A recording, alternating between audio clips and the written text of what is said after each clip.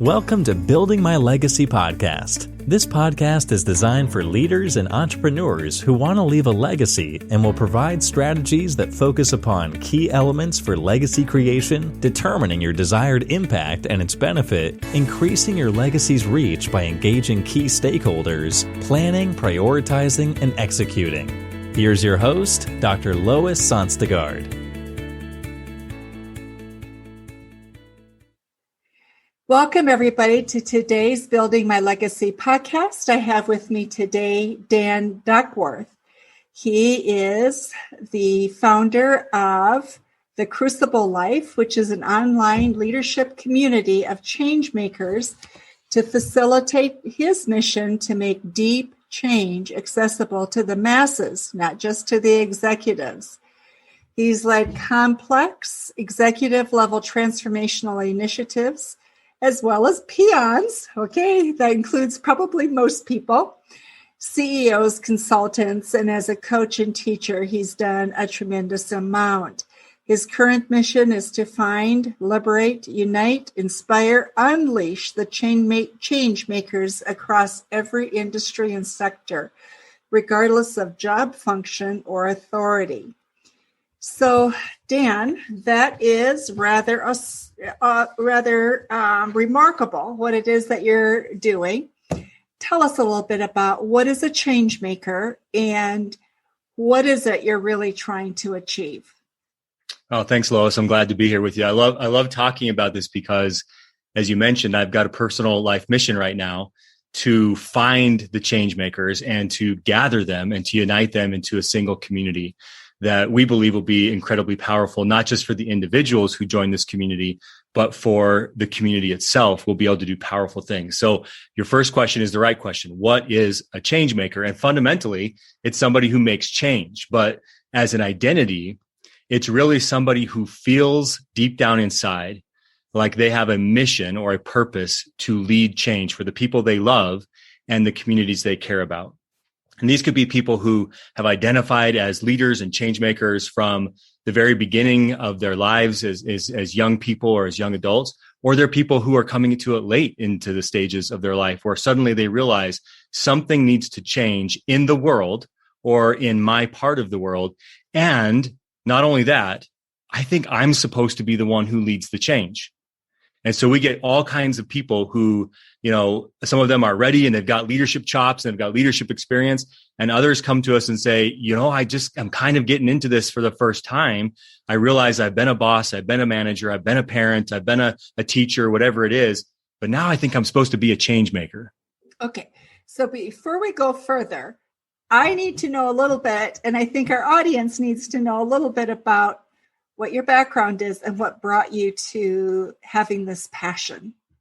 Yeah. So like you read in the bio, I started out as a peon and somehow I ended up leading executive level transformational initiatives where I was basically partnering with the executives in the company, coaching them either behind the scenes or by their side to do big, strategic, important changes for the organizations that we worked for. Okay, so what does that mean? What's a big strategic change? Because I think everybody defines that so differently. So what does that mean? Well, every organization gets locked into patterns, into we can call them habits. They get locked into a culture. And when that culture serves your mission's goals, well, that's great. Culture is a fantastic thing. But when that culture becomes counterproductive, it becomes obstructive to the actual goals of the organization. Now you've got new leaders, new executives who stand up and they say, we're going to do X, Y, Z for the good of the company. And then nothing happens because the culture is locking us in place.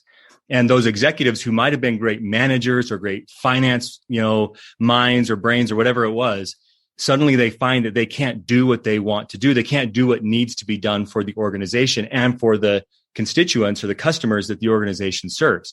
And so that's when you need a transformational initiative. You need to lead some kind of strategic objective, whether it's a new product, whether it's a new market change, whether it's an HR restructuring. But those things are fundamentally have to be transformational because they are up against the culture. And so what I found when I was a young person in organizations was that these executives had no idea how to lead through culture change. And it's not just changing culture. That might be one of the goals. but it's leading through culture to accomplish whatever needs to be done for the sake of the organization. And so my trajectory was, after a decade of finding myself, as the lowest person in the organization, suddenly helping executives lead these initiatives, because I seemed to be able to see things and understand things and lead things with respect to culture. Then I got asked by a leadership consultant to come outside, as we would call it, to come on the outside and to teach other people how to do that. And so that started what's been now a 6 or 7 year journey of learning how to empower other people to become change makers. Got it. Okay, so let's go back to what it is that you're creating in terms of change makers.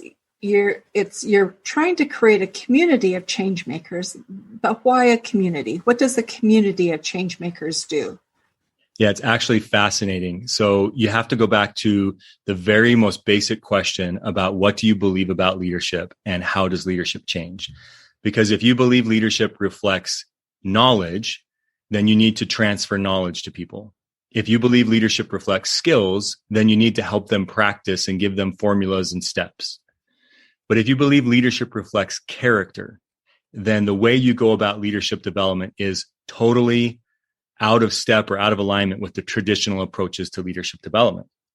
We believe fundamentally, and we believe the research also backs this up, that leadership performance reflects character. Therefore, if you want to transform your leadership performance, you have to transform your character.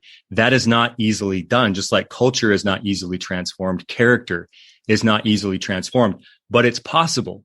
And so we've developed some processes and approaches over the last couple of years that have unlocked a few keys, a few secrets, if you will. One of our secrets, Lois, is community. We have found that when the natural process is when the right people engage in the right conversation, in the right mindset, they begin a transformational journey and they sustain a transformational journey. So our job, my job is I thought it was to stand up and teach people about leadership. I thought I was supposed to be a smart guy and get up and be a guru. And what I've learned over the last 6 or 7 years of doing this is my job is actually to just gather the right people, put them in the right mindset and frame up the right conversation, and then step back and watch the magic happen as their journeys take off. So character is being defined. Who defines character? Because we have a lot of people right now. You have social media, you have politicians, you have many different groups trying to define what is the correct character. So when you start talking about that, what are you really meaning and what are you implying by that? It's a great question. I'm glad you asked that, because to us, character has a very specific meaning. And yes, it can be defined differently, but when you come and you interact with us, character is your default mental model. It's your default behavioral patterns. It's what you do when you get in a situation and you don't have the time or the luxury to think about it. That reveals your character, which is a reflection of your life experiences and how you've interpreted those life experiences. So we do not talk about character as if it is good or bad.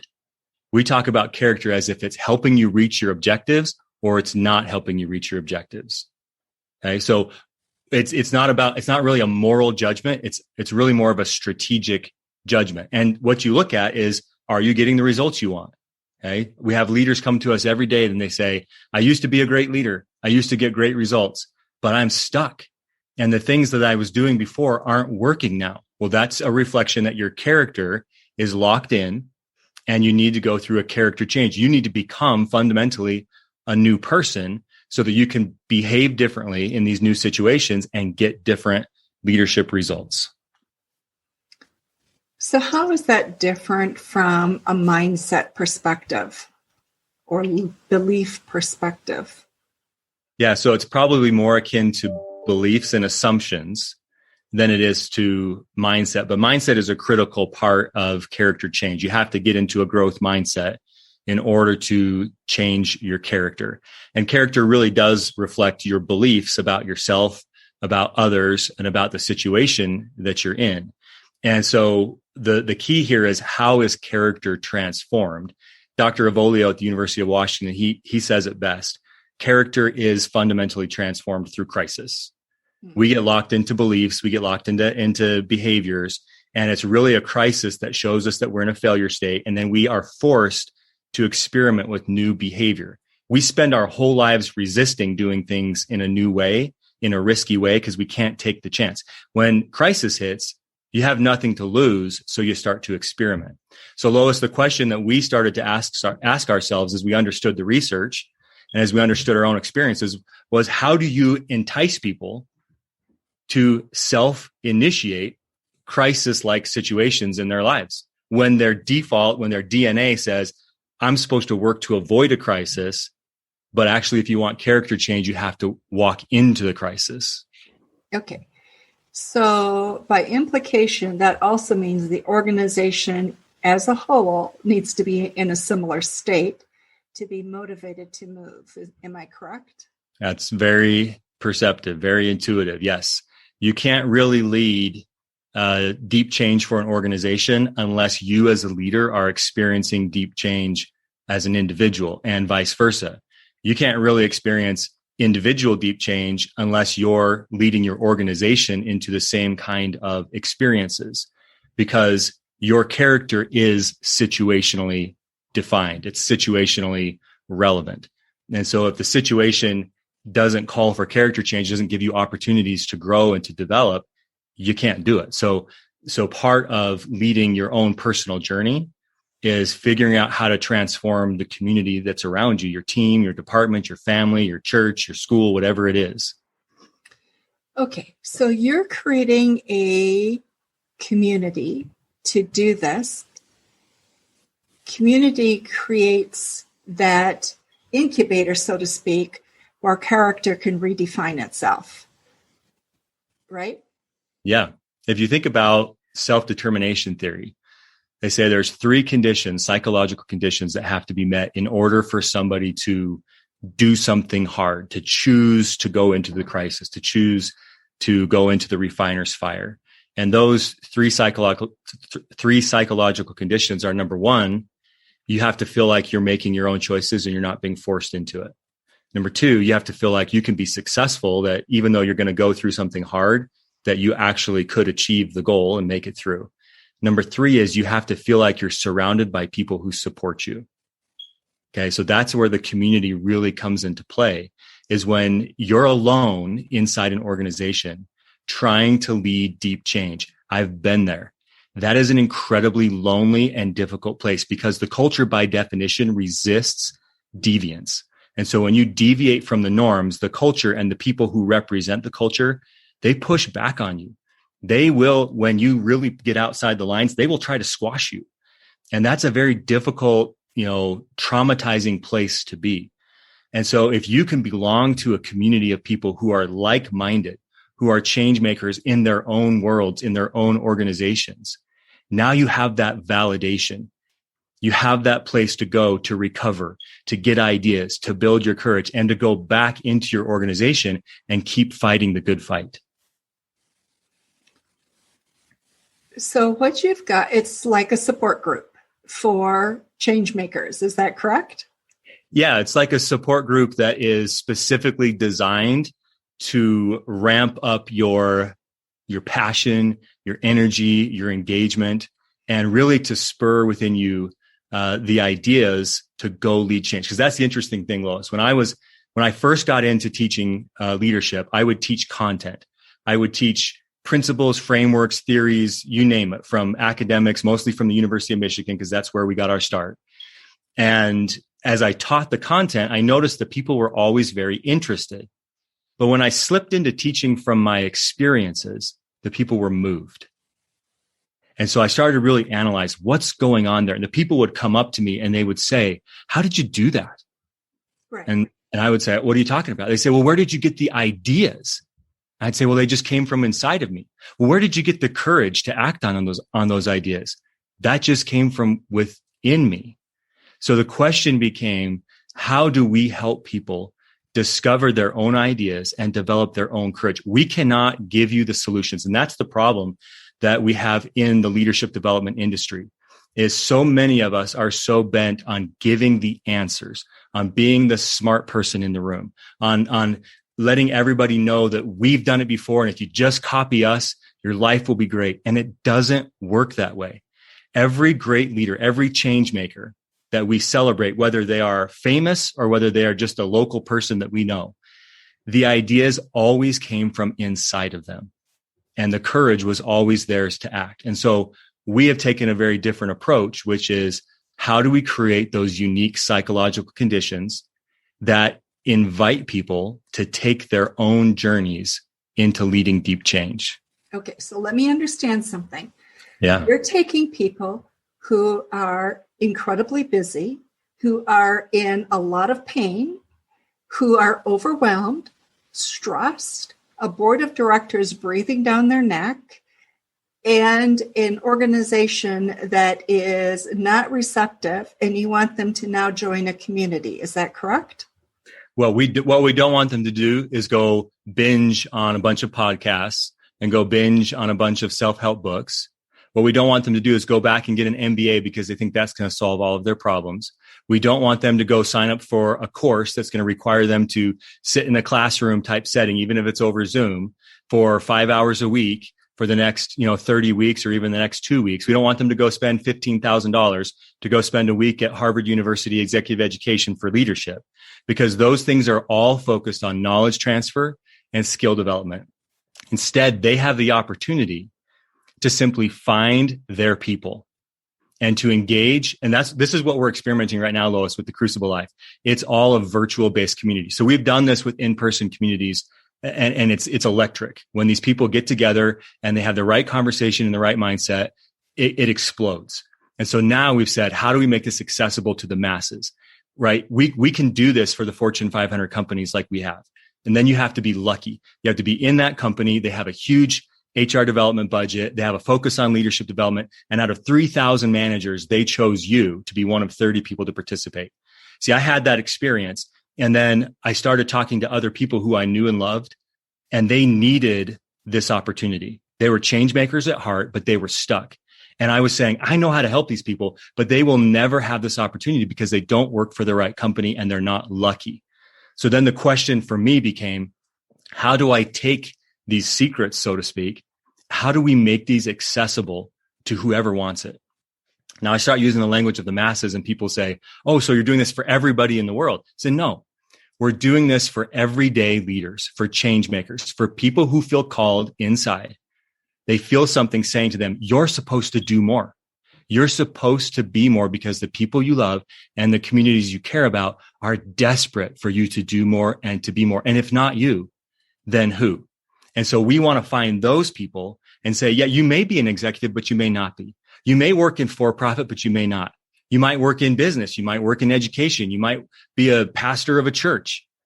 But we want to give you the opportunity to really develop and explore your own potential by going on your own journey. Now, if you look, Lois, at what's called the hero's journey in literature, I love that archetype because it's such a great parallel for the way leadership actually develops in the real world. You go through the hero's journey, but on every hero's journey, there are friends and mentors. You can't make it alone. It's your journey. You have to do the work. You have to lead the change, but you can't do it alone. There's always friends and mentors. And so that's what we're building through the Crucible Life, is a community of change makers who support each other. And yes, we have the gurus. Yes, we have the coaches. So we have the friends and the mentors. And as you get connected into that, it's amazing to watch what happens to these people. I mean, they literally will get on a call and they'll say, I have no idea what just happened, but I was listening to so-and-so talk about her story and about her journey, and something just changed inside of me. And then I went and I did XYZ in my own organization. I never imagined doing that before. And now all of a sudden they're on the journey. So in order for this to work and for people to arrive at the point where they're part of your community, there's already an awareness, right? That there's something more that's driving them. And they also are accountable to an organization that may not be ready. So how do you help them deal with that? Well, it's a great point. So there's actually different stages for every change maker. And we have people come to us who say, I'm not sure I'm a change maker, but there's a seed that's been planted in their heart. There's something going on there. So they actually need to go on a journey to discover their identity as a change maker. And then we talk a lot about trophy goals. Those are the big, wild dreams that you're after that really motivate you to go into and through the refiner's fire. Well, a lot of people say, well, I don't know what my trophy goal is. I don't have it. Well, guess what? You get to go on a journey because it's in there and it's part of you unlearning a lot of your own inhibitions, a lot of your own assumptions. It's a part of you defining your values. And we don't do a lot like traditionally you would see in leadership development. We don't like sit down and like write out your values or take a test to understand your values.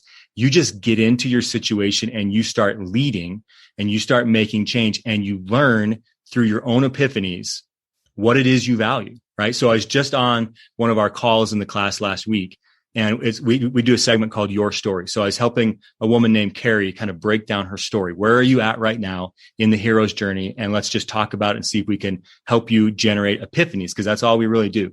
Generate epiphanies, and then you go act on them. So I said to her, you know what your trophy goal is? And she said, no, this is really frustrating me. I want to know, right? But she has so much energy to lead change. So I just asked her a few different questions.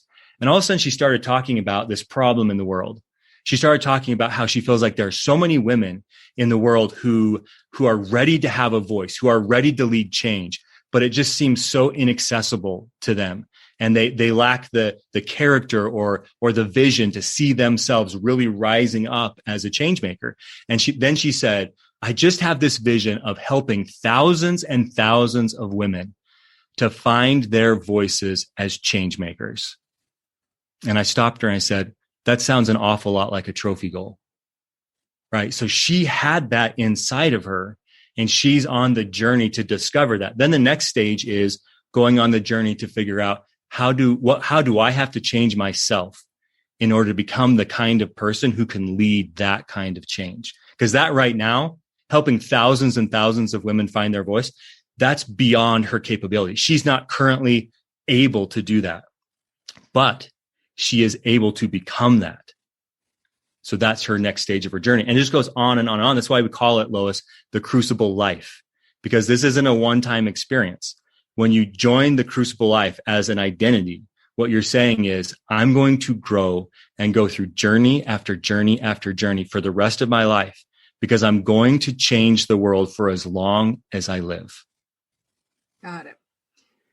So what's interesting about what you're saying is some time ago, I did a podcast with a gentleman out of London who does executive coaching with major leaders in the UK, also Europe, particularly with the oil industry. And his comment was, if people are unhappy with the workplace we've created, have we defined leadership incorrectly? And I think part of what he was getting at is part of what you're saying, and that is we keep trying to create something within a system that we don't really fundamentally change. And so when that happens, we have energy, but we don't really see the results that we're looking to see. Is that sort of in keeping with where you're at? Yeah, Lois, for me, leadership is only a utility. It's not something that you aspire to in and of itself. It's not a goal in and of itself. It's a utility. It's a means to an end. There is change that needs to be made for the organization, for the market, for the industry, for the sector, for the community. And therefore, we need leadership to help us reach that. And so ironically, what we've discovered is that that's also relevant to how leadership is grown. You don't become a better leader by trying to become a better leader. You become a better leader by hyper-focusing on your problematic situation and saying, what do I need to do differently to get different results here and now? The analogy that I use is, if you're a kayaker, it's not saying, how do I become a better kayaker? It's saying, I'm in the whitewater right now. And I've got to figure out how to get over there, from here to there, safely, effectively, quickly, whatever the goal is. And I'm going to start to experiment, because what I'm doing right now isn't getting me the results that I want. So I experiment with how I hold the paddle, how I lean, all of those things until I get to the other side. Now, two great things have happened. Number one, the goal of achievement. I got to the other side. I accomplished my goal because I was willing to experiment with new behavior. So that's fantastic. But number two, in the process, I learned so much about myself, about the river, about the laws of physics, about kayaking in general. And now I am a better kayaker. And so it's the same with leadership. Leadership is a utility. So we get in these problematic situations, and we, through the conversations, we help you hyper-focus. What is going on right now? What's really happening? Not what you tell yourself is happening, but what's really happening. And how do you begin to experiment with new behaviors until you get the results that you want? In the process, the goal of achievement, you raised profits, revenue, market change, new product, whatever it was. You changed your school, you got student achievement, whatever is your goal, right? You reached your goal. And in the process, you became a better leader. You developed character assets that you now take with you into the next leadership journey. Got it. So I think it's an incredible challenge. I think there are a lot of people who will love to be a part of this community. So we will have information about Dan and his work in the show notes for you. Dan, our time is almost up. Thoughts that you would like to make sure that the audience gets before we close, or things that we have started to talk about but are incomplete? Well, I just think it's interesting how there's so much flux and change in the world right now. And if you think about where we've been with COVID and everything through the last year, what I hear repeatedly is people saying, I don't like the status quo. I don't like the way things are. Now, a lot of these people are people who are stuck, not in terrible situations. They're actually stuck in pretty good situations. They've got good jobs. They've got good benefits. They've got stability. And yet there's something inside of them that says, I think I'm supposed to do more. I think I'm supposed to become more, because the people I love and the communities I care about are looking to me. And so that's really, it's a phenomenon that I think is growing in the world. And we're trying to create a home for people like that, a place to come hang out, to find the others who are like you, not because they're the same gender or the same politics or the same nationality or the same race, but because they also have the heart of the change maker. And so we just encourage anybody who thinks that might be them or wonders if that's them, they can come check us out at cruciblelife.com. You can also find me at danduckworth.net is a great place to connect. And if anything, my email address is on there. Shoot me an email and just say, hey, here's what's going on. Help me think through this. Because that's what we do every day, is we try to find, to gather, unify, liberate, and empower the change makers. So, Dan, it has been wonderful to have you on the podcast and to hear about what you're trying to do. I think there are a lot of people who would like to do more. We hear it from the younger generation, particularly. How do I leave a mark? And those of you who are building a legacy, this is an important issue for us to think about. So information about Dan and his work will be in the show notes for you. Dan, thank you so much for being with us today. Lois, you're doing great work. Thank you. You are so welcome. And for those of you who are listening to Building My Legacy podcast, thank you very much. And be sure to visit our website at buildtomorrow.com and our social media as well. Thank you.